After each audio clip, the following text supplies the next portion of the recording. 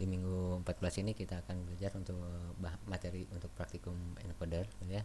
Jadi saya batasi untuk encoder 8 ketiga saja.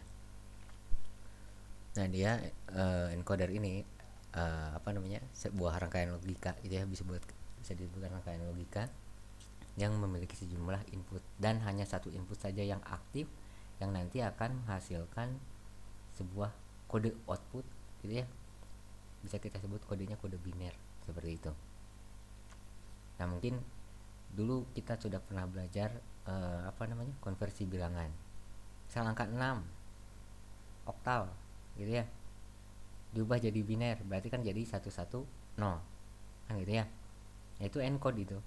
Gitu ya. Misalnya 7 oktal. Ya, basisnya oktal. Diubah ke biner, berarti jadi berapa? 111 kan seperti itu.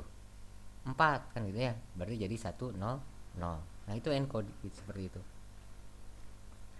Nah, di sini IO-nya seperti apa untuk encoder gitu ya.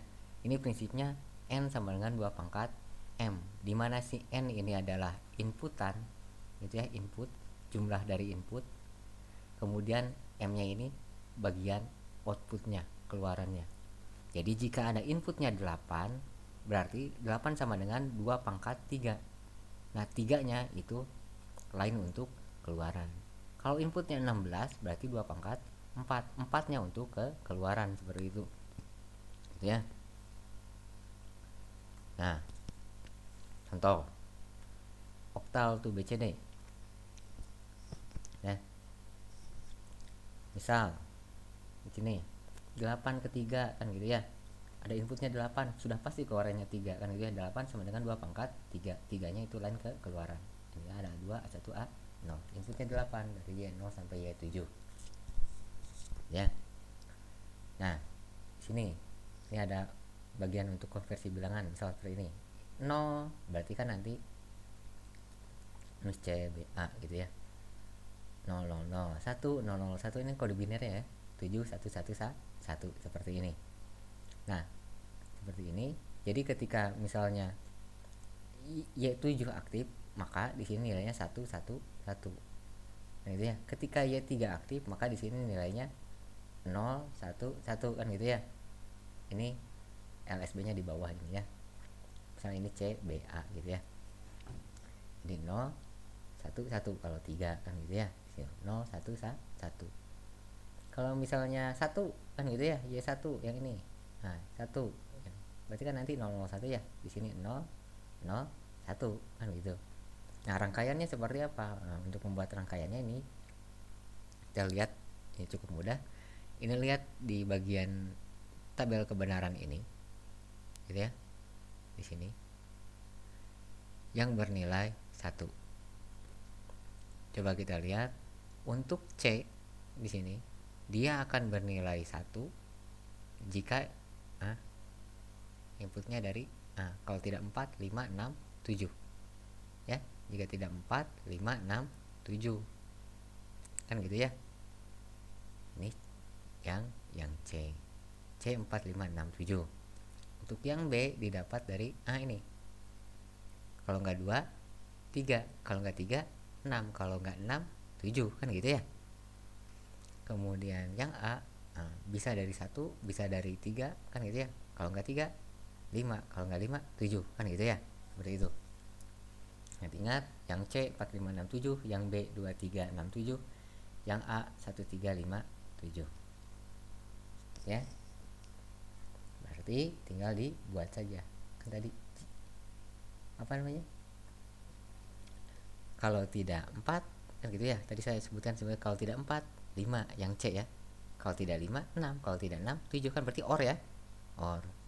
Kemudian yang B kalau enggak 2, 3. Kalau enggak 3, 6. Kalau enggak 6, 7 kan gitu ya. OR kan gitu ya. Bisa dari yang ini atau ini. Bisa dari ini atau ini untuk yang A kan gitu ya. Berarti tinggal diorkan saja. Nah, kita buat inputnya 8. Misal D0 sampai D7. Kita garis dulu.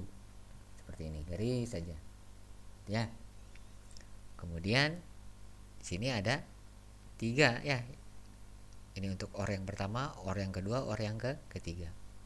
Untuk yang A itu ya, di sini ini 4 5 6 7. Ini harusnya ini C ya. Maaf, ini coba dulu C.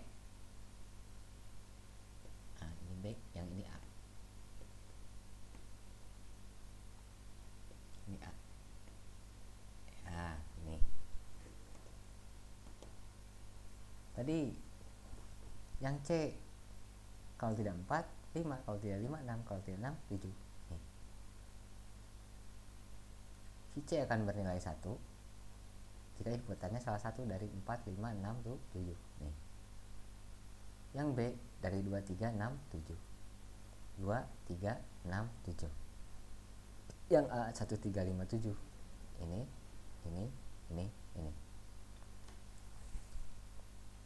ya, seperti itu. Misal heksa ke WCD, berarti nanti ada inputnya ada 16. 0 1 2 3 4 5 6 7 8 9 A B C D E F. Gitu ya. Nanti di sini berarti keluarannya berapa? Kan gitu ya. 16 sama dengan 2 pangkat 4. Keluarannya berarti nanti B C B A. Kan gitu. Tinggal dibuat saja tabel kebenarannya. Nanti diambil seperti yang tadi. Kan gitu. Yang D nilai satunya ada di mana saja. Tinggal nanti dihubungkan dengan inputnya. Seperti ini kan ya. Yang C nilai satunya ada di mana saja? Ada di 4 5 6 7. D4, D5, D6, D7. Yang ini. Kan gitu. Jadi nanti tinggal dibuat, nanti bisa disimulasikan di Quartus gitu ya. Itu untuk encoder. Nah, ada jenis lain untuk encoder, priority encoder, tapi tidak dibahas di sini ya. Terima kasih.